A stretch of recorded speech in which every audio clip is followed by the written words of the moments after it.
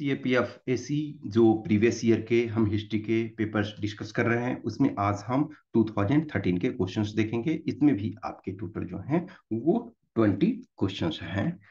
तो 20 क्वेश्चंस आपके रेगुलर इधर आ रहे थे। फर्स्ट क्वेश्चन है, Mahatma Gandhi opposition to separate separate electorates for untouchables was because. तो ये भी कर सकते हो, रिपीटेड क्वेश्चन है और यानी कि इसके आधार पर रिपीटेड क्वेश्चन पूछा गया। तो सेपरेट इलेक्टोरेट क्या है कि जो रामसे मैकडोनाल्ड जब ब्रिटिश प्राइम मिनिस्टर थे, उन्होंने जैसे मुस्लिम को, सिख को, क्रिश्चियन को ये सब को जब सेपरेट इलेक्टोरेट दिया, तो रामसे मैकडोनाल्ड ने जो अनटचेबल्स थे उनको भी सेपरेट इलेक्टोरेट देने का ये फैसला किया। तो सेपरेट इलेक्टोरेट के तहत उन्हें जो है वो 71 सीट्स दिया जाना था। लेकिन जो गांधी जी थे, उन्होंने फिर फास्ट एंड टू डेथ किया, पुनः पैक्ट उसके बाद होता है। गांधी जी ने कहा कि यदि सेपरेट इलेक्टोरेट वैलिड हो जाता है तो इसका मतलब जो है दलित समाज जो है, जो दलितों को यानी अनटचेबल्स जो सो कॉल्ड हैं, तो उनको एक तरह से वो परपेचुअल अनटचेबल रह जाएंगे। लेकिन यदि हम साथ में उनको लाए अपना, तो वो उनसे एसिमिलेशन हमारा होगा। तो गांधी जी क्यों उसका अपोजिशन, क्योंकि separate electorates would ensure them bondage in perpetuity, यानी कि पृथक निर्वाचन मंडल उनके लिए शाश्वत काल के लिए बंधन सुनिश्चित कर देता। तो ये स्टेटमेंट सही है। Of the apprehension of offending the conservative high caste, no. It would weaken Mahatma Gandhi position as a leader, no. इसका कोई मतलब नहीं। तो ए इसका करेक्ट आंसर है। नेक्स्ट आपका जो है क्वेश्चन नंबर 2 का रहा है कि various causes have been suggested for the decline of Harappan culture. Consider the cause mentioned below and identify the biggest of them. यानी कि जो बहुत सारे जो हैं कि कारण दिए हुए हैं, उसमें से सबसे कमजोर कारण की यानी कि ये नहीं होना चाहिए एक तरह से, और होने की पॉसिबिलिटी सबसे कम है इस सेंस में। तो due to constant incidents of naturally occurring floods, yes, ये माना जाता है कि जो Indus valley sorry Indus valley civilisation जो है ये इंडस रिवर से आता है। तो इंडस रिवर जो है वो रेगुलर रूप से अपना धारा प्रवाह ये करती है। जैसे मोहनजोदाड़ो एक मूवी आपका था जो ऋतिक रोशन है, तो शायद आप उसको देखोगे तो उसमें फ्लड का ये जिक्र है, वो फ्लड से रिलेटेड है। तो ये आपका तो था, लेकिन ये बिगेस्ट नहीं है, ये तो वन ऑफ द स्ट्रॉन्गेस्ट है। Due to increase in the salinity of the soil fertility decrease, तो ये भी एक तरह से इसी से संबंधित है। तो ये भी सही है, मतलब ये भी स्ट्रॉन्ग में से आता है। Earthquakes caused changes in the course of the Indus which led to inundation, यानी कि जो अपलावन हुआ, ओके सही है, यानी कि जल में डूब गया। ये जो मूवी में एक्चुअल में ये वाला चीज को प्रॉपर डिपिक्ट किया गया है, ठीक है ना। तो ये भी कारण है। लेकिन Aryan invaded and destroyed the Harappan, ये बिकेस्ट है, कुछ लोग इसको भी बोलते हैं, लेकिन बिकेस्ट कॉज जो अब तक हिस्टोरियंस जो हैं, कल के डेट में हो सकता है कोई मान ले ऐसा, लेकिन अभी तक जो चल रहा है तो ये बिकेस्ट कॉज है। तो डी हमारा आंसर हो जाएगा। नेक्स्ट क्वेश्चन नंबर 3 का रहा, who among the following is the author of Ashtadhyayi the Sanskrit grammar. ये भी कह सकते हो कि ये क्वेश्चन इसके आधार पर रिपीटेड क्वेश्चन पूछा गया है।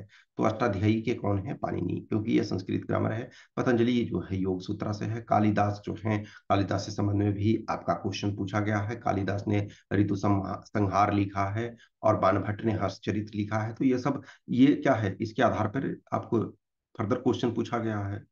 Next, which one among the following inscriptions was installed in the easternmost part of Ashoka's territory? अब ये इसमें आपको जानना पड़ेगा कि कौन कौन सा जगह कहाँ है। अब ये बराबर जो है ये बिहार में है, ये जहानाबाद डिस्ट्रिक्ट में है, गया के नियर नियर। धौली जो है ये आपका ओडिशा में है। सासाराम जो है, सहसराम या सासाराम भी इसको कहते हैं, तो ये जो है आपका बिहार में है। लौरिया अरेराज जो है ये आपका चंपारण में है। तो ये तीन जो है बिहार में है। ए, सी और डी बिहार में है, लेकिन ये उड़ीसा में है। तो आप बिहार और उड़ीसा का यदि देखोगे तो क्या है, उड़ीसा जो है वो ईस्ट ईस्ट पार्ट में ये है। तो बी इसका करेक्ट आंसर हो जाएगा। नेक्स्ट क्वेश्चन नंबर 5 का रहा, the prevalence of grain in Harappan sites indicated. जो हड़प्पा सभ्यता है उसमें जो अनाज पाया जाता है व्यापक रूप से, तो वो क्या इंगित करता है? तो first, Harappan plot there fields, मान के चलो कि ये हो सकता है, लेकिन हम आगे और ऑप्शन देखेंगे। लेकिन यदि अनाज पाए गए हैं तो ऑब्वियसली है, मान के चलो जुताई हो सकता होगा, लेकिन अब आगे भी देख ले। Harappans broadcast seeds in their fields, suppose ये भी संभव है। नेक्स्ट यदि देखो, agriculture was prevalent in Harappan sites, तो अब तक तीनों देखोगे तो ये पॉसिबिलिटी है। लेकिन ये तो श्योर कह सकते हैं ना कि एग्रीकल्चर हो रहा था तभी तो सीड्स थे। Trade in bulk items like food grains was well establish, ये भी हम श्योरिटी से नहीं कर सकते। तो ए बी डी हो सकता है, लेकिन हम सर्टेनिटी से नहीं कह सकते, लेकिन ये तो हम सर्टेनिटी से कह सकते हैं। तो मेन इंडिकेशन ए, सॉरी सी। क्वेश्चन नंबर 6 का रहा है, which one among the following statements about industries in colonial India is not correct. तो इंडस्ट्री के संबंध में, जो कॉलोनियल इंडिया में, उसके संबंध में कौन सा सही नहीं है। तो कह रहा jute industry was almost entirely owned by Europeans, तो ये स्टेटमेंट सही है। The cotton textile industry was almost wholly owned by Indians, ये भी सही है। The cotton textile industry was small in size, नहीं, ये तो वन ऑफ द लार्जेस्ट था, तो ये गलत हो जाएगा, तो सी आंसर आपका हो जाएगा। The growth of cotton industry was the result of government support, yes. Initially जो है सूती उद्योग में वृद्धि सरकारी सहयोग का परिणाम था, ठीक है ना। अब प्रॉपर ये जब ब्रिटिशर्स एक तरह से आए, तो ब्रिटिशर्स ने क्या किया, अपने हित के लिए इंडियंस को एक तरह से टॉर्चर करना शुरू कर दिया, और अपना इंडस्ट्री उन्होंने, तो इसके कारण देखोगे कि बहुत सारा डी अर्बनाइजेशन हुआ। जो हमारा अर्बनाइजेशन 3 फेजेस जैसे डिस्कस किए, फॉर एग्जांपल लास्ट वाले 2014 वाले में, लेकिन इसमें अर्बनाइजेशन की जगह डी अर्बनाइजेशन हो गया। तो क्यों? क्योंकि सपोर्ट गवर्नमेंट ने इन जो देसी थे उनको ये हटा लिया, और ब्रिटिश अपने इंडस्ट्री को प्रमोट करने लगे। नेक्स्ट का रहा question number 7, the establishment of Mughal rule in India. तो मुगल रूल इस्टेब्लिश 1526 में, बाबर जब पानीपत की जो लड़ाई है, प्रथम फर्स्ट बैटल ऑफ पानीपत में इब्राहिम लोदी को हरा देता है, उसके बाद ही यहाँ जो है मुगल डायनेस्टी का इस्टेब्लिशमेंट होता है। तो करा इट स्ट्रेंथन अर्बनाइजेशन, ये सही, जो हमने थर्ड अर्बनाइजेशन बताया था, तो थर्ड अर्बनाइजेशन जो है वो आपका स्टार्ट किससे होता है, इल्तुतमिश से स्टार्ट होता है, और जो एक तरह से पीक कहाँ तक पहुंचता है, औरंगजेब तक पहुंचता है। तो इसलिए इसने स्ट्रेंथन किया, तो सही है, फर्स्ट स्टेटमेंट तो सही होगा ही। तो ये ऑप्शन हमारा अभी एलिमिनेट हो गया। सेकंड है स्ट्रेंथन इंटर अर्बन कॉन्टैक्ट इन रिपेरियन नॉर्थ इंडियन, यानी तटवर्ती उत्तर भारत में अंतर नगरीय संपर्क को मजबूत किया, यानी कि जो गुड्स और सर्विसेज, यानी कह सकते हो एग्रीकल्चर प्रोड्यूस है, वो रूरल एरिया से अर्बन एरिया में आने लगा, तो इसने भी किया, तो 2 भी सही है, तो ये हमारा हट गया। अब नेक्स्ट का रहा increase trade India sea trade, yes, ये भी बढ़ाया, तो ये हमारा आंसर हो जाएगा। अब ये लेकिन decrease the risk of carrying long distance trade, नहीं, एक्चुअल में क्या हुआ कि जो लंबी दूरी के व्यापार, यानी कि जो समुद्री रास्ते से व्यापार हो रहा था, उस पर अभी यूरोपियन पावर, खास करके जो ब्रिटिश थे, यूरो पोर्टुगीज थे, उनका अभी भी वर्चस्व रहा। इस वजह से जो आपके मुगल थे वो लैंड पे तो स्ट्रांग थे, लेकिन सी पे इनका कंट्रोल नहीं था। तो 1 2 3 हो जाएगा, तो ए इसका करेक्ट आंसर है। क्वेश्चन नंबर 8 का रहा, the first major boost to modern industry in India happened in 1860s, it was a direct result in. तो कह रहा है major boost to modern Indian industry. देखो modern industry, sorry, modern industry का मतलब है कि जो नए, जैसे आयरन एंड स्टील हो गया, सीमेंट उद्योग हो गया, और बहुत सारी चीजें। इसके पहले क्या था, कॉटन टेक्सटाइल, जूट, ये सब।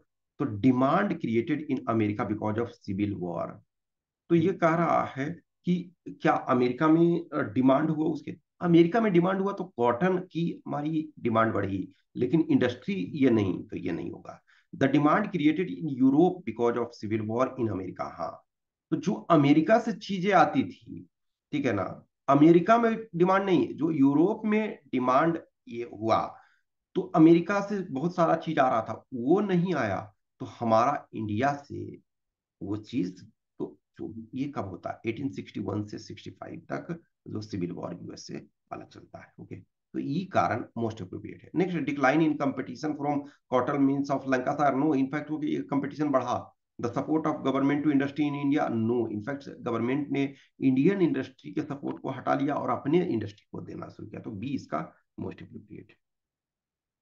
क्वेश्चन नंबर 9 आपका, the significant difference between Mahayana and Hinayana Buddhism. देखो इस पर एक और क्वेश्चन आपका ये मिलता है, तो ये एक इंपॉर्टेंट एस्पेक्ट इनफैक्ट है।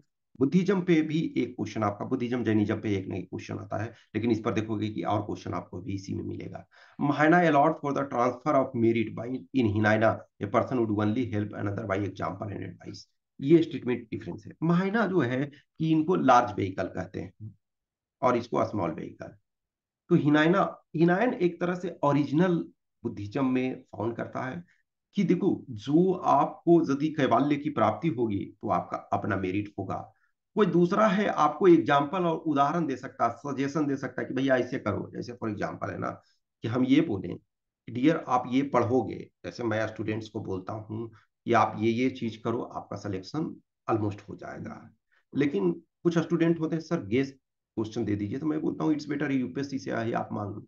तो कुछ स्टूडेंट होते हैं कि कोई कोचिंग इंस्टीट्यूट हमको एकदम क्रिस्प नोट दे देगा और उसके आधार पे हम पास हो जाएंगे, तो वो मायना एक तरह से कह सकते हो।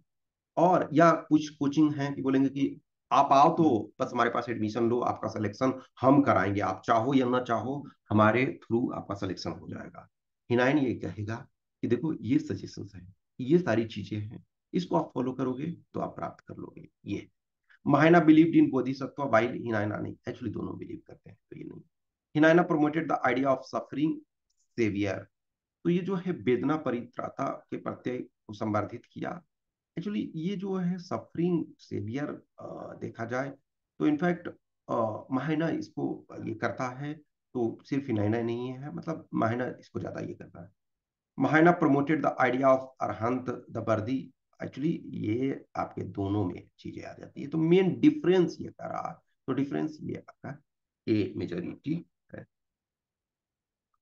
नेक्स्ट आपका दक्षिणापथ कह रहा ancient trade route popularly called as Dakshinapatha, तो उत्तरापथ और दक्षिणापथ जो जैसे कहते हैं ना, Harshavardhan was the most famous king of Uttarapatha, संपूर्ण उत्तरापथ के स्वामी, या फिर जो जो मौर्यन थे उत्तरापथ के स्वामी थे। तो अजंता एंड गोलकुंडा, तो देखो ये एक चीज ध्यान रखो कि जो भी पथ है वो पाटलिपुत्र उसको आना चाहिए इन जनरल, तो पाटलिपुत्र जो आएगा, तो ये इसमें जो अजंता और गोलकुंडा है, तो ये तो दक्षिणा पथ दक्षिण में है, लेकिन ये एक्चुअल में दक्षिणा पथ को नहीं, दक्षिण से ये उत्तर की ओर आना चाहिए। एलोरा एंड मुजिरिस नहीं, अजंता एंड अरिकिमेडु, अरिकिमेडु तो आपका ये बे ऑफ बंगाल में ये पड़ता है। अजंता एंड पाटलिपुत्रा ये जो है मोस्ट, ठीक है, क्योंकि पाटलिपुत्रा तो कैपिटल। नेक्स्ट आपका सोल्ट सत्याग्रह।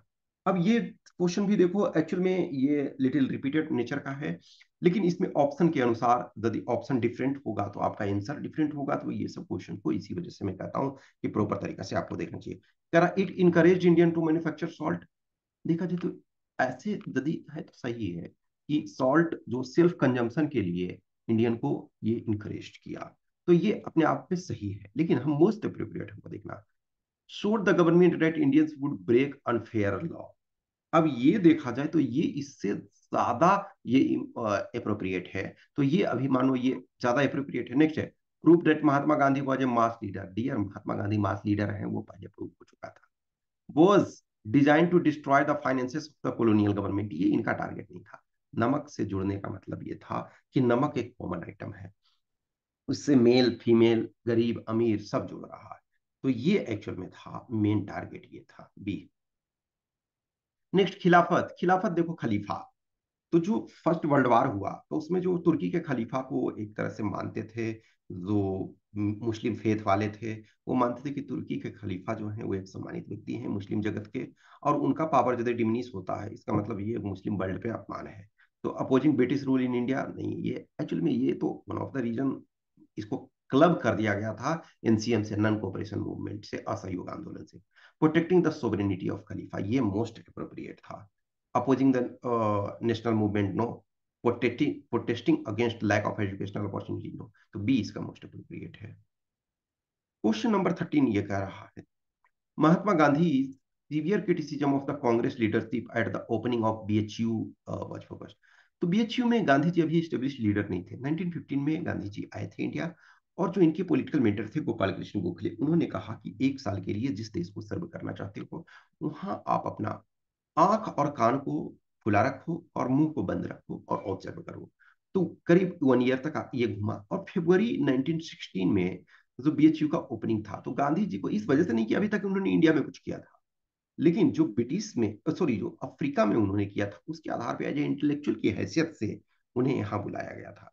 तो गांधी जी ने यहाँ कहा कि भैया आप जो एलीट बने हुए हैं, आप जनता से जुड़ते नहीं हैं, जो जनता की सेवा करना है आप उनसे नहीं जुड़ रहे हैं, तो कैसे आप ये कर सकते हैं, देश को आजाद करा सकते हैं, तो मासेस को पार्टिसिपेशन जो है वो जरूरी। तो करा Congress strategy for opposing the government नहीं, इस पर क्रिटिसाइज नहीं किया। By the Congress accepting offices under the government no, condemnation of Indian nationalism for being an elite phenomena, yes ये कि जो अभिजात वर्ग का प्रतिभास होने के लिए कि आप यदि जो कॉमन मैन से जुड़ते नहीं है, आप ऊंचे ऊंचे रथ में बैठ करके आ रहे हैं, पालकी में बैठ के आ रहे हैं, जनता से जुड़ेंगे तभी तो जनता भी आप पर विश्वास करेगी।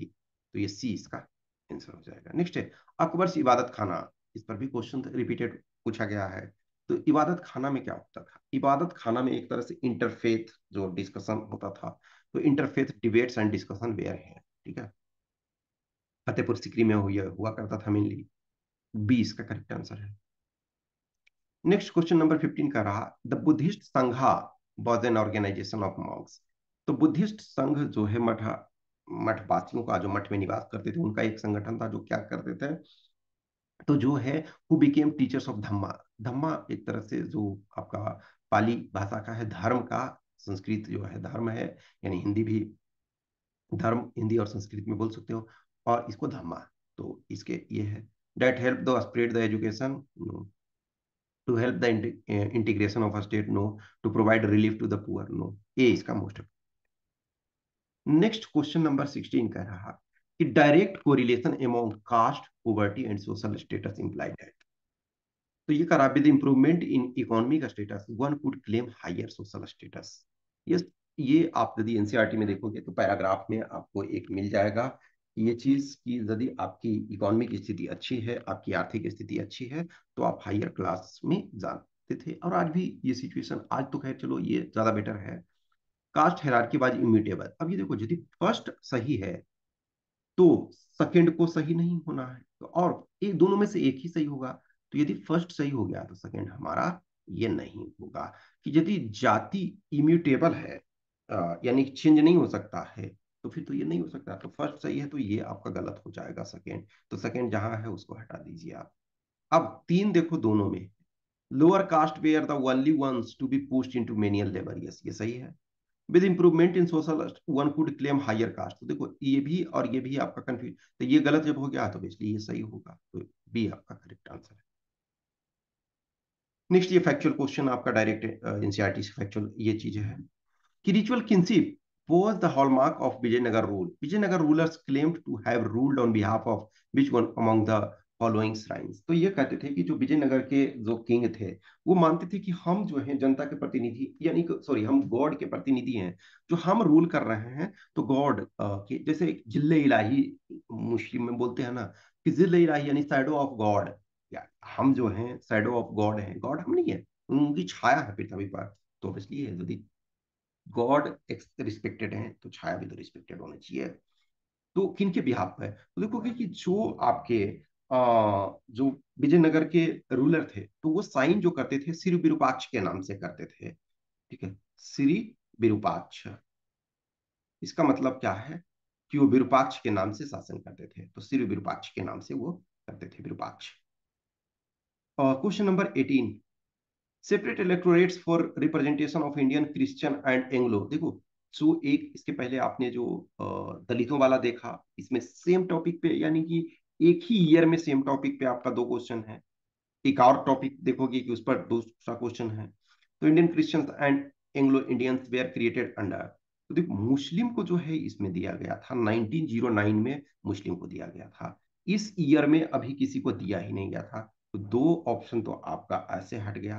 तो जो क्रिश्चियन और एंग्लो इंडियंस को दिया गया था वो एक्ट ऑफ 1935 में दिया गया। और उसको जो एटलीस्ट जो आपका एंग्लो इंडियंस का दो सीट जो लोकसभा में था वो हटा दिया गया है। तो डी इसका करेक्ट आंसर है। नेक्स्ट क्वेश्चन नंबर 19, स्टेटमेंट 1 और 2 है और उसके आधार पे ए बी सी डी है। ए में है कि दोनों स्टेटमेंट आपका सही है, एक्सप्लेनेशन भी सही है। बी में है कि दोनों स्टेटमेंट तो सही है लेकिन एक्सप्लेनेशन सही नहीं है। सी में है कि 1 ट्रू है, सेकंड आपका फॉल्स है। और जो डी है वो उसमें 1 जो है फॉल्स है और सेकंड आपका ट्रू है। तो कह रहा, Ashoka called the third Buddhist council in 252 BC at Patliputra, and it was there that Buddhist church became divided into two sects, the Hinayana and Mahayana. तो ये first statement, actually first statement पे half part सही है कि Ashoka called the third Buddhist council in 252 BC at Pataliputra, यहां तक वाला part सही है। लेकिन इसमें न, ये हिनायना और महायना में जो है वो फोर्थ बुद्धिस्ट काउंसिल में हुआ, जो कि कश्मीर में हुआ। तो फर्स्ट स्टेटमेंट गलत हो गया। फर्स्ट स्टेटमेंट गलत हो गया ना, तो ऑप्शन के अनुसार आपको अब ये देखना ही नहीं है, आपका डी ही आंसर हो जाएगा कि स्टेटमेंट 1 इज फॉल्स, बस ये। अब ये Kanishka called the fourth Buddhist council at Kundalvana near Srinagar, and Vasumitra was believed to have acted as president. तो ये आपका जो है सही है। तो स्टेटमेंट वन गलत है और टू आपका सही है, तो डी आंसर हो गया। लास्ट क्वेश्चन इस ईयर में, statement one, the Jajmani system was one in which the village artisans supplied traditionally fixed quantities of their products to peasant families in return of share of the in the harvest। yes, सही। जजमानी system क्या होता था? जैसे गांव में बड़ाही हैं, कुम्हार हैं, लोहार हैं, सुनार हैं, और सपोज मोची हैं, कहार हैं, बहुत सारे कास्ट के लोग हैं। तो जो जो मोची हैं वो जूते बनाएंगे, जो बड़ाही हैं वो हल बनाएंगे, लकड़ी के सामान बनाएंगे, जो कुंभकार हैं, कुम्हार हैं, वो मिट्टी के बर्तन बनाएंगे।